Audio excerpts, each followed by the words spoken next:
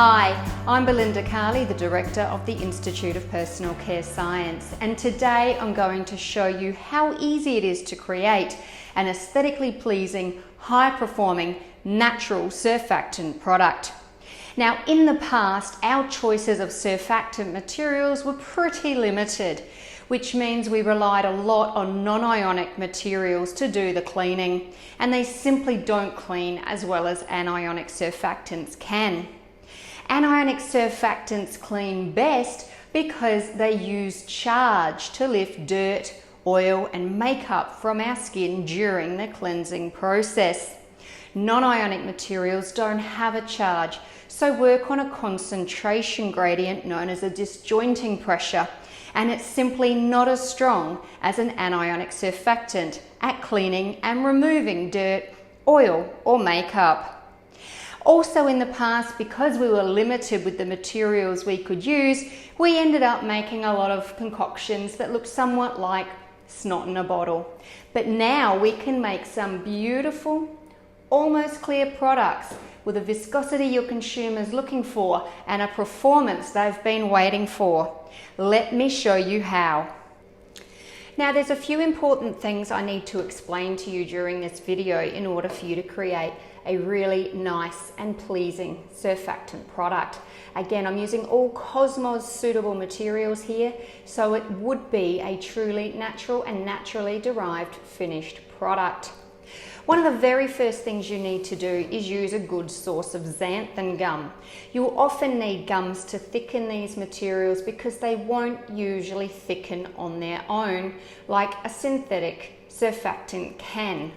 So we rely on gums to thicken, and xanthan is a really good, reliable and cheap source. But if we use xanthan 200, we'll end up with the snot in a bottle. But we can use more refined grades like this Cosmoderm X Soft and get a beautiful transparent solution. Now, I made both of these versions just with xanthan gum, glycerin, water and the same preservative, same amount of xanthan gum, and look at the translucency difference. You can see the totally clear material from the Cosmoderm X Soft. The other thing about this particular material, and there are other high quality xanthans available just like this material, but it's not stringy. So you don't get that residual stringiness that you can get from your traditional xanthan grades. That stringiness, of course, is what ends up looking so clumpy and undesirable for your consumer.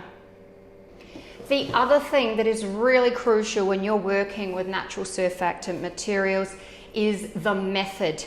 Now, normally you'd be inclined to mix your gums and your water first to create a gelled water phase, but you can't do that when working with natural surfactants, and here is why. This is an example here of my surfactants that I'm using combined. There's about a third free water contained in this beaker just from the surfactants coming as diluted materials, which means if I formed a gel first, my gum would be hydrated fully in that water phase, and when I add this beaker, I would have a free water phase form in my finished product. In other words, I'd have a jelly layer and a separate water layer. This is no good. So we need to combine the water and the surfactants first so that all available water is together at the start. And then we need to add our gum so that it can hydrate with all available water. This does of course mean I need to be careful about not introducing too much air into my beaker while I'm mixing, because surfactants want to bubble. That's the entire point. We use them, they clean and they form bubbles. So we're going to combine the water and the surfactants first, and then we're going to be very careful about not introducing too much air while we add our gums.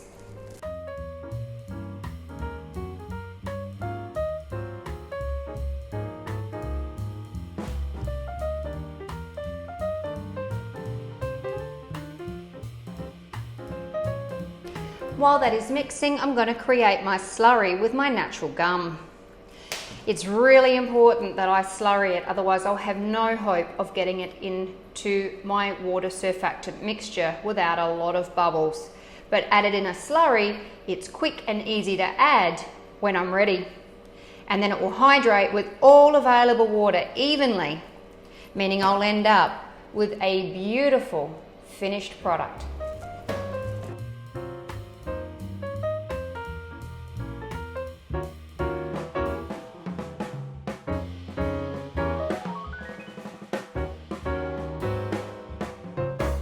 Now, in a lab sample, you can see a little bit of bubbles have formed. They'll dissipate quite quickly.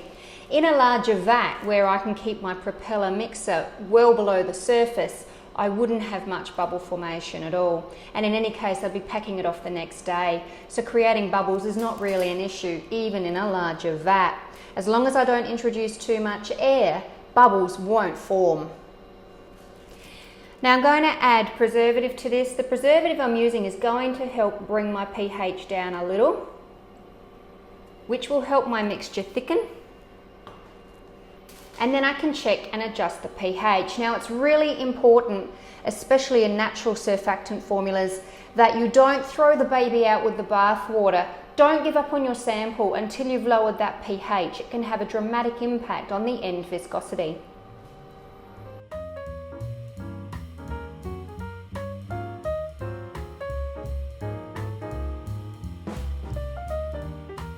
And there you have your sample.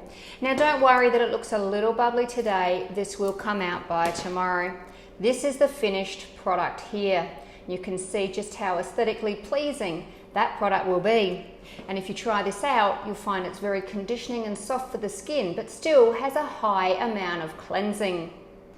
And that's really how easy it can be.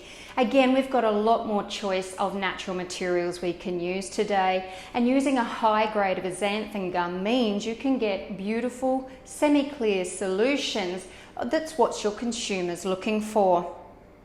A couple of really important things that you must remember when making natural surfactant formulas. If you want to claim that it's natural or naturally derived, you need to be using Cosmos suitable materials only, or those that are recognised by certifiers.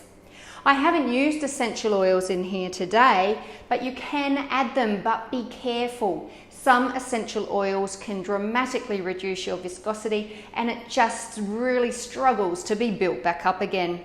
That is a little bit of trial and error because different blends will impact your viscosity in different ways. It's absolutely crucial that you combine your water and surfactants first so that all available water is present. Then add your gums so that your gum can hydrate with all available water. Otherwise, you'll end up with a separate gummy layer. Always remember to bring that pH down.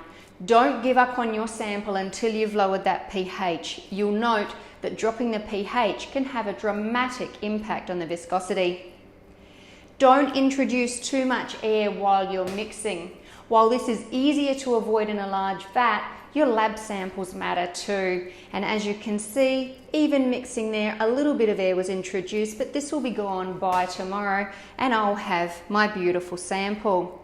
Just be careful you don't introduce too much air while you're mixing because of the amount of gum. It can take a long time to come out if you've introduced a lot of air. Make sure you use your anionic surfactant with a non-ionic surfactant and a super fatting material to get the best results. Other than that, it's time to have bubbles of fun with your natural surfactant product. Happy formulating!